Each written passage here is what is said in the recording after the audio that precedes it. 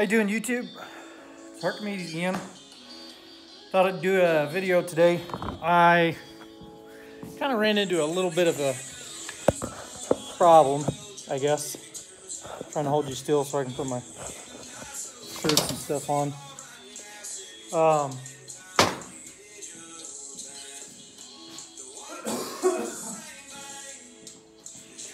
Ran into the regulator on my welding bottle, pretty much just crapped out. And this happened like a week ago. It was pretty much starting to go that route. But I thought I could make it work. Not gonna happen. I actually had intentions on calling Hobart, and I actually did call him and I left him a message, but I've gotten no return calls. So I'm pretty much to a point where I think it can be rebuilt. I think it's just a small diaphragm on the inside. But we don't have those parts local, or at least where I'm at. I don't have access to those smaller parts, the internals on that. So for now, I just assume I'm gonna go ahead and replace the regulator. It was a simple, I think it was $89 for a new regulator. And it is a Hobart regulator, so it's not like an off-cheap brand, which Hobart's still owned by Stanley, so tomato, potato. Anyway, just small regulators is all it is. It's just nothing fancy, and I went ahead and bought another roll of wire, which I didn't need, but I don't have that size on hand, and I thought it would be handy to have that size readily available. And I figured at least with this regulator, if this one goes out, then hopefully the one that I have now, I can actually find the parts for it and rebuild it. And what I'm having trouble with is, as the bottle's on, something in this regulator tends to leak. So it pretty much just, even if I set my pressure down here and I go to welding, and then I turn the bottle off, half an hour, 45 minutes or something goes by, ready to do some more tack welding or piece some stuff together, just do a little bit of tack welding or even just do some welding. It pretty much bleeds all this pressure onto this side and pretty much brings the pressure all the way up to like 40 pounds or something. And when I go to weld it again, and I squeeze the trigger and drop the pressure down, it doesn't allow enough in there. So I'm thinking, I think it's inside this. I've pulled it apart and looked at it. It's a little, almost kind of like an old school Chevy gasket that you would find for like a head gasket or something.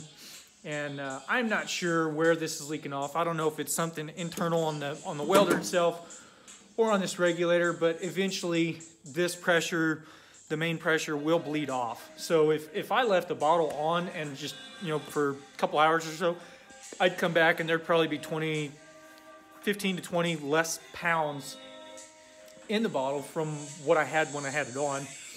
And so far, a bottle this size lasted me nearly 2 years, and that wasn't a drastic amount of welding. I have used, excuse me. I have used the welder quite a bit, but not like a drastic amount. I think a 10-pound roll of wire lasted probably 8-9 months of light to moderate use. And I would say with that, I think I've only been through two 10-pound rolls and maybe 4 or 5 before I found out they were cheaper to buy the 10-pound rolls. And this is nothing but just a Hobart 140 handler. So instead of buying these little 2-pound rolls for, I think, nearly $20, it was cheaper. I found even through Tractor Supply or your supplier, and you don't have to use the Hobart material. I'm sure there's different manufacturers of wire out there, but it was cheaper for me by far to go buy this 10-pound roll versus continuously buy. I think I would have spent over $25, which is nearly the amount. I mean, $10 more, you can get a 10-pound roll. So to me, it was a hands down no math needed. It's cheaper to go the 10-pound roll. But for this bottle, it's held up to a couple 10 pounds, couple 2 pounds, probably a half dozen of the 2-pound rolls before I found out it was cheaper. So between that and the two 10-pound rolls, I'd say this bottle's done pretty good, or at least one this size.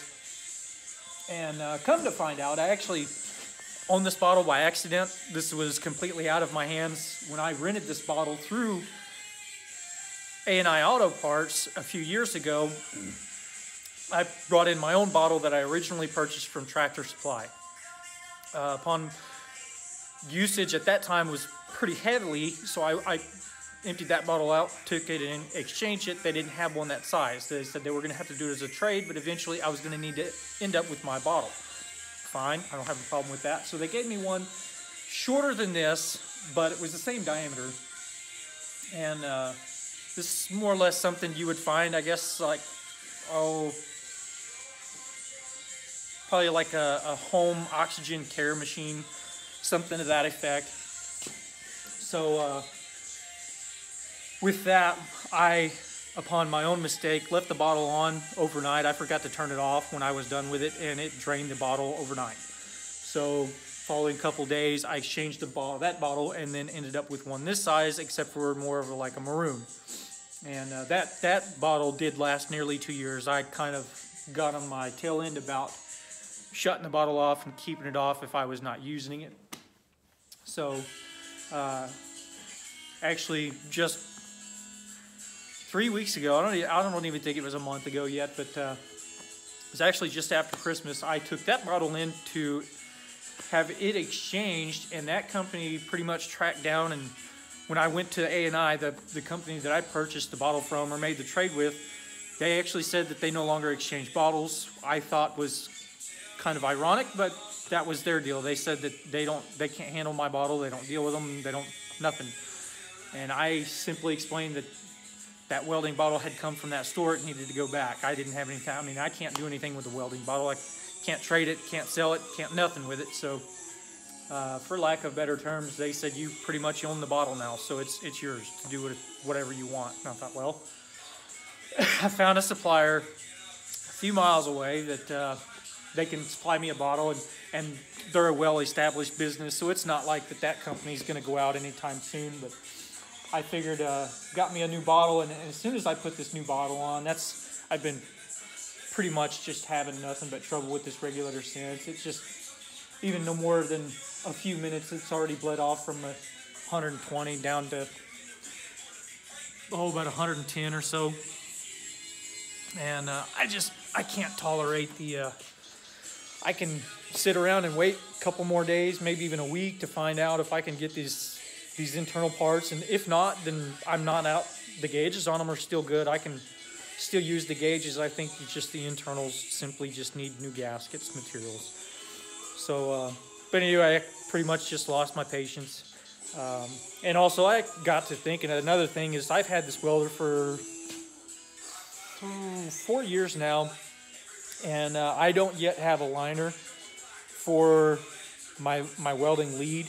And not saying that this specific machine is going to go obsolete. They're still selling it on the shelf today. It's still in production as far as I can tell. So, but a thought that occurred to me is, I don't have but a few extra tips. I don't have any extra nozzles. I don't have any extra liners for the inside of the lead.